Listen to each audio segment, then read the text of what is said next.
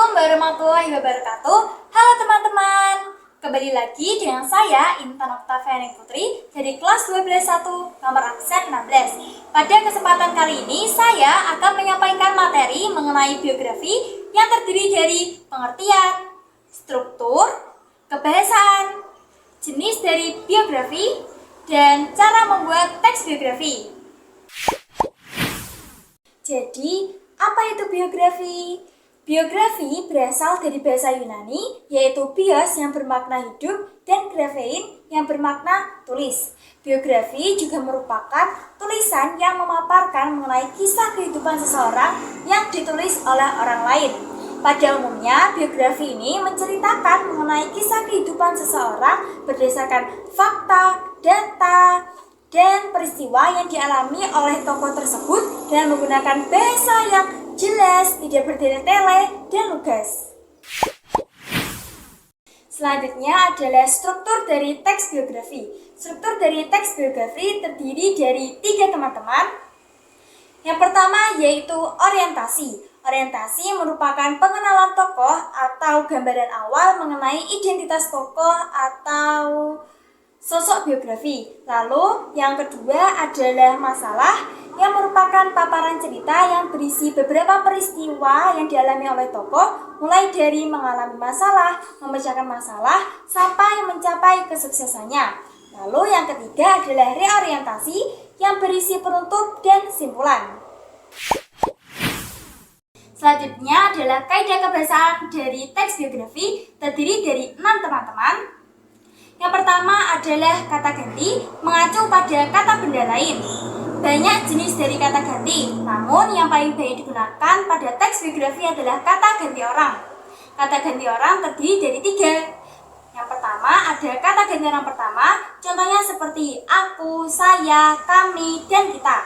Yang kedua, kata ganti orang kedua, contohnya seperti kamu, anda, engkau, dan kalian. Lalu kata ganti orang ketiga, contohnya seperti ia, dia, dan beliau. Lalu kaidah kebahasaan yang kedua adalah kata kerja material, di mana kata ini mengacu pada aktivitas yang dilakukan oleh subjek. Contohnya seperti Putri bekerja di restoran, maka kata kerja materialnya adalah bekerja. Lalu kaidah kebahasaan yang ketiga adalah kata sifat, di mana kata ini memperjelas dan membuat kata ganti dan kata benda menjadi lebih spesifik. Contohnya adalah Putri cantik dan rajin, maka kata sifatnya adalah cantik dan rajin. Lalu yang keempat adalah kata kerja pasif, berupa kata kerja yang subjeknya dikenai oleh pekerjaan. Contohnya adalah ia dibesarkan di Jepara. Lalu yang kelima adalah kata kerja aktivitas mental. Ini berupa kata kerja yang mengutarakan respon individu terhadap suatu sikap, kondisi, atau pengalaman tertentu. Contohnya adalah kata menghendaki, mencurahkan.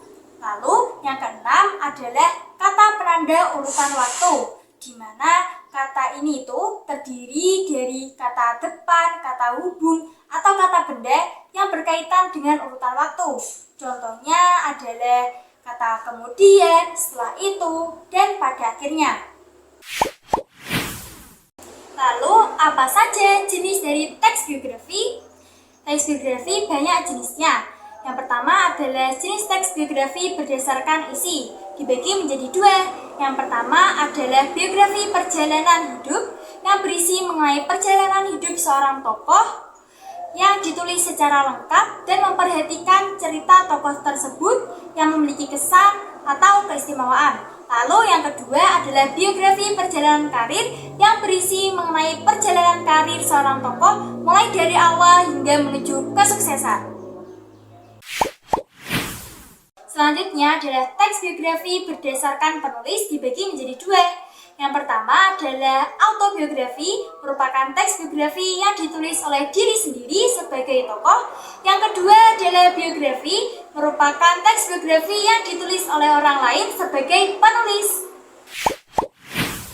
Selanjutnya adalah teks biografi berdasarkan perizinan penulisan, dibagi menjadi 2. Yang pertama yaitu ada biografi tidak sah, di mana teks biografi tersebut ditulis tanpa mendapatkan izin atau sepengetahuan tokoh.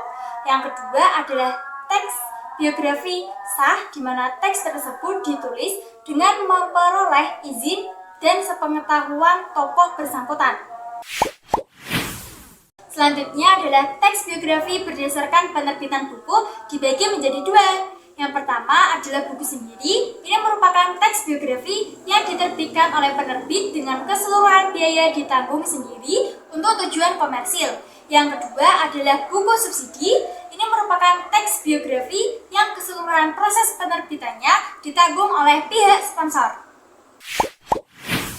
Selanjutnya adalah jenis dari teks biografi berdasarkan hal yang dibahas dibagi menjadi tiga. Yang pertama adalah intelektual, merupakan teks biografi yang ditulis berdasarkan hasil riset dengan menggunakan gaya bahasa ilmiah. Lalu yang kedua adalah politik, di mana ini merupakan teks biografi yang membahas mengenai hal politik yang berasal dari kumpulan riset dan kepentingan tertentu. Lalu yang ketiga adalah jurnalistik, di mana teks biografi ini didapat dari hasil wawancara tokoh. Lalu, bagaimana cara membuat teks biografi?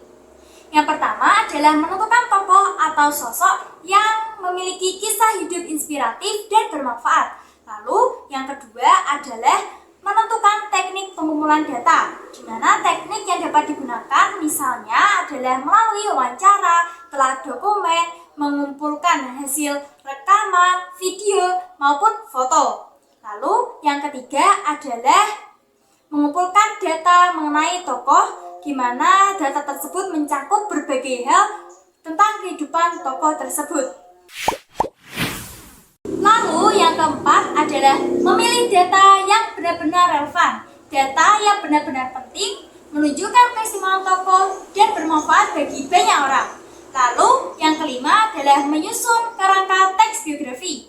Kerangka tersebut mencakup hal-hal yang akan dibahas di dalam teks biografi. Lalu yang keenam adalah mengembangkan kerangka menjadi bentuk biografi. Lalu langkah yang terakhir adalah merevisi kembali hasil tulisan utuh sebelum dipublikasikan, guna memperoleh sebuah tulisan yang sempurna dan menarik. Sekian materi mengenai teks biografi yang bisa saya sampaikan. Terima kasih dan mohon maaf apabila ada kesalahan kata. Wassalamualaikum warahmatullahi wabarakatuh.